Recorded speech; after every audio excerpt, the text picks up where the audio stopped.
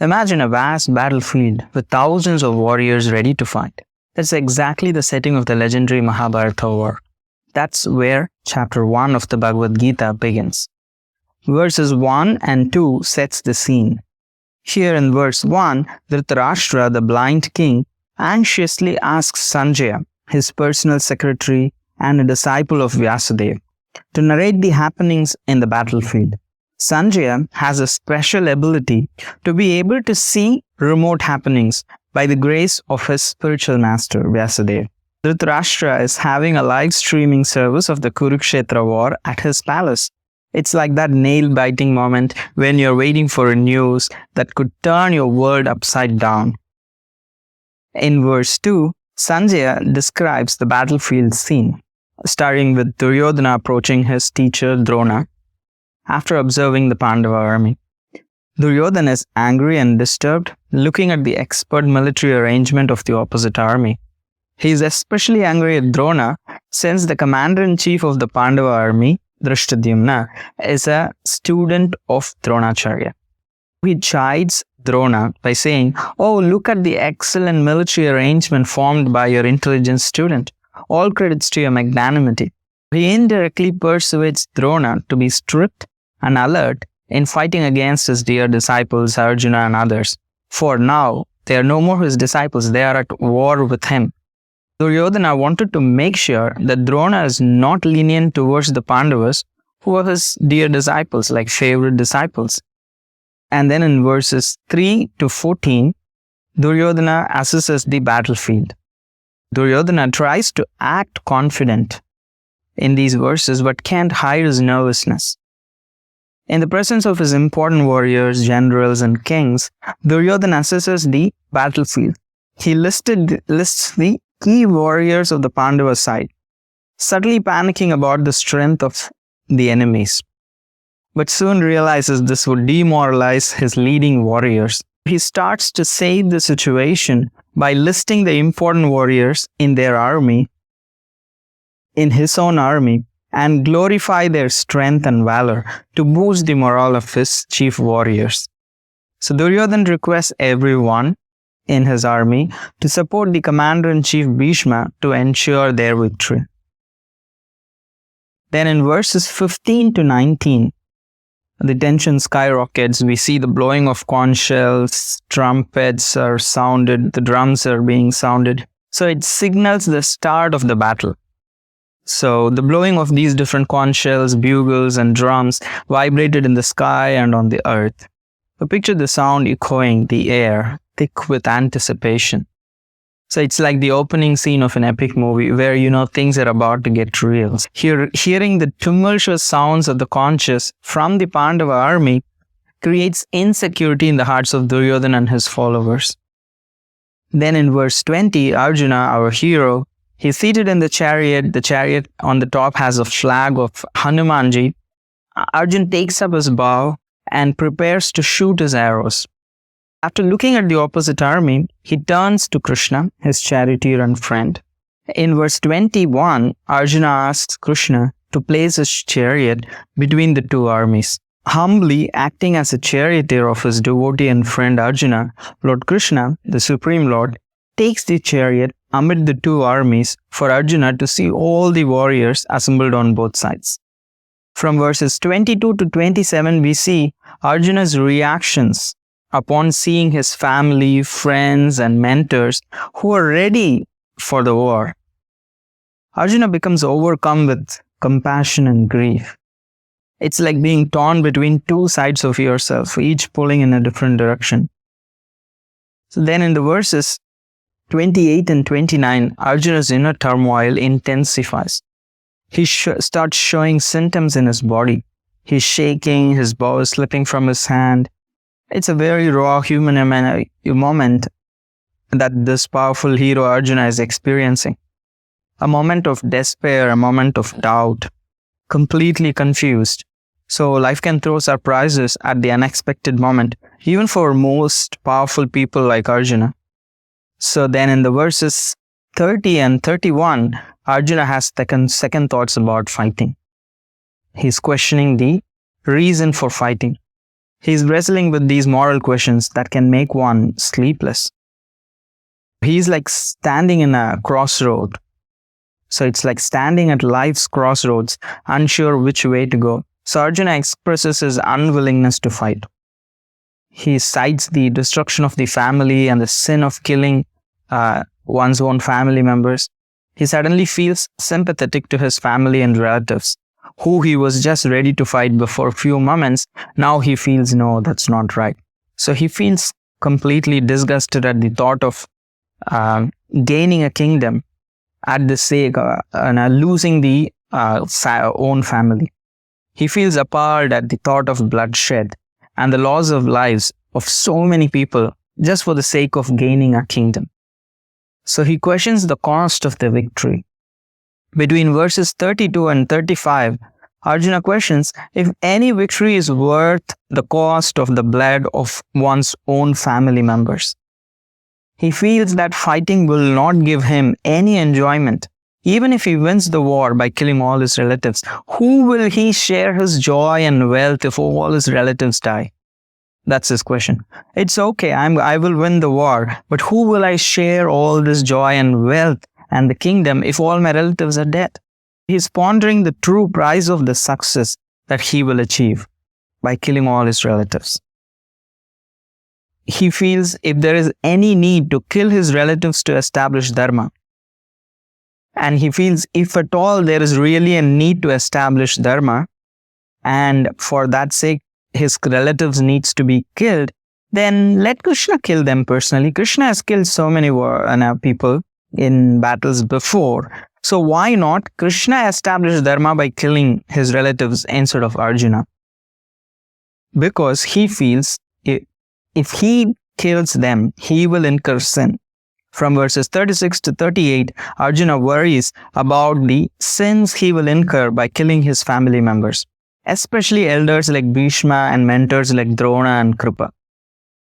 But he is also worried not just about the sins that he will incur, but he is also worried about the society. He says between verses 39 and 45, he lists, Arjuna worries about the impact associated with destroying families and its aftermath, the subsequent societal chaos that will ensue. He is looking beyond the immediate, considering the long-term effects of his actions. So he's going through a moment of introspection, thinking about how his choices will ripple out, touching the lives beyond his own. So Arjuna discusses the consequences of the war on family and society, including the downfall of family traditions and the rise of adharma or unrighteousness. He questions the motivations behind the war. Is a royal kingdom worth? The cause puts down his famous vow in the verses 46 and 47, which he had vowed that he would never put it down. But he puts down that vow and his arrows in a state of inner conflict and compassion, declaring he will not fight. This chapter isn't just about a physical war, it holds a mirror to our inner struggles. It's about facing tough choices, embracing our doubts, and discovering our true path. Most importantly, what does it take to align ourselves with the desire of the Supreme Lord and follow the real Dharma? What does it take to surrender our lives to the Supreme Lord's desire? So, this dejection of Arjuna, this chapter is titled Arjuna Vishada Yoga, or the Yoga of Arjuna's Dejection, is where the profound spiritual dialogue between Arjuna and Krishna unfolds. Now you might think, oh, yoga of dejection, that sounds like a bit of a downer. No, but here there is a twist in the tale. It's not just about dejection. It's a story of transformation. From the point of putting down the bow, Arjuna is going to pick it up and say, Krishna, I'm ready. I'm ready to do whatever you want me to do. So how is the transformation going to happen? That's the whole journey of Bhagavad Gita. This moment of Vishada or deep sorrow isn't just a bad day that we all go through. It's a turning point in Arjuna's life. It's when he turns to Krishna, his charioteer, who is more than just a friend. He is the Supreme Lord. This is where the magic happens. Arjuna's despair becomes the catalyst for a profound dialogue about life, duty, and spirituality and surrender. Think about it. Our life difficult moments can lead us to seek deeper truths. They push us. They ask those big questions. Who am I? Why am I here? Why am I going through these difficulties? What's the reason for these problems? These problems actually push us to seek deeper truths. In these times of doubt and confusion, we can grow, seek wisdom, and connect with mentors, well-wishers who can connect us with the divine greater than ourselves. So many famous scholars and authors claim that the Bhagavad Gita's first chapter is not so important. It's actually, they say it's irrelevant or it's unimportant to understanding the message of Krishna in the Gita.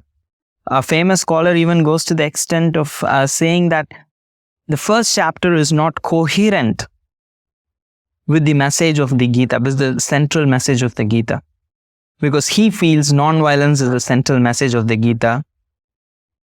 And the first chapter is not coherent with that. Or this is another very famous scholar, and he says, Bhagavad Gita is not at all, does not belong to Mahabharata, because the message of Bhagavad Gita and the story of Mahabharata is not coherent.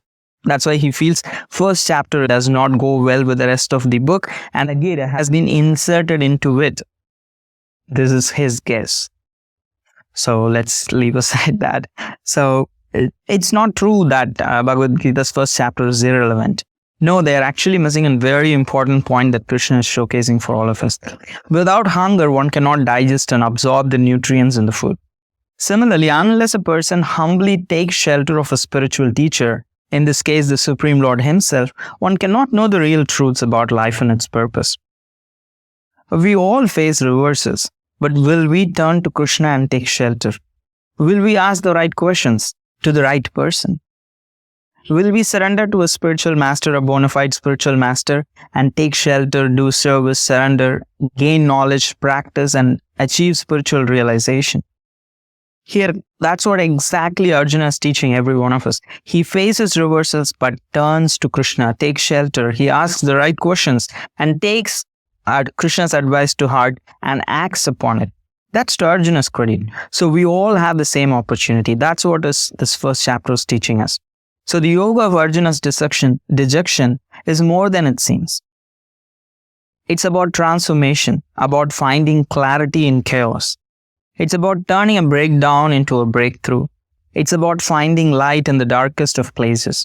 And let's be honest, who hasn't had a moment where everything seems to fall apart in our life, only to later realize that this difficulty or this tragedy was a making of something new. It's a reminder that our toughest times can be our greatest teachers, leading us to enlightenment. So remember, when life throws you into the depths of despair, it might just be the start of an incredible journey toward understanding the deeper essence of life. Every pain is a lesson, and every lesson can be an incredible teaching of our lives. So now let's jump right into the lessons that we can learn from this chapter. Embracing challenges, that's what Krishna is teaching. Don't run away from challenges, though they may be seemingly overwhelming. Don't give up and run away in the face of difficulties. Face them. Krishna trains Arjuna to face the reality of life. This is what the Gita teaches. Stand up and face life's challenges bravely. Don't be a coward. Like Arjuna, we all hit moments that test our mettle.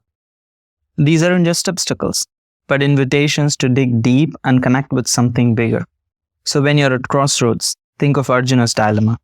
It's your chance to grow. So when we hit rock bottom, it's not just bad luck.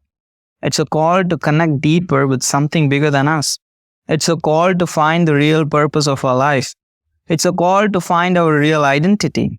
Every struggle is a chance to look up and grow spiritually. So what lessons can we draw from this? There is growth in adversity. This chapter teaches that there is an opportunity for growth in adversity. Even in adversity, especially in adversity, there is always an opportunity to grow, either externally or internally. Both are important. Every challenge is an opportunity for growth, is what Bhagavad Gita, the first chapter, teaches us. Think of difficulties as a soul-building exercise.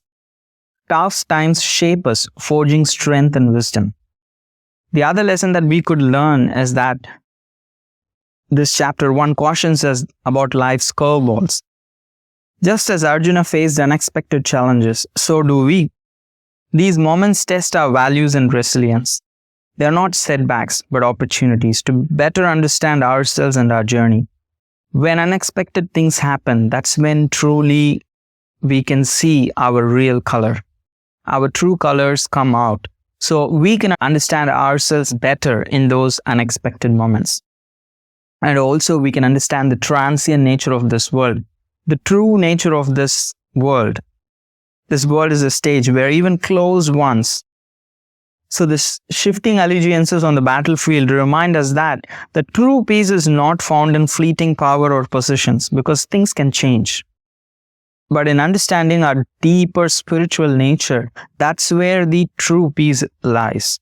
Whether we lose our power or we lose our possessions, we lose our family or we gain power or we gain possessions, whether we have good relationships going on or bad relationships, or whatever is happening externally in our life, if we have a deep understanding of our spiritual nature and if our connection with Krishna is strong, then we have hope. Whether there is external growth or external challenges, there is hope only if we have deep spiritual nature connection and awareness of Krishna.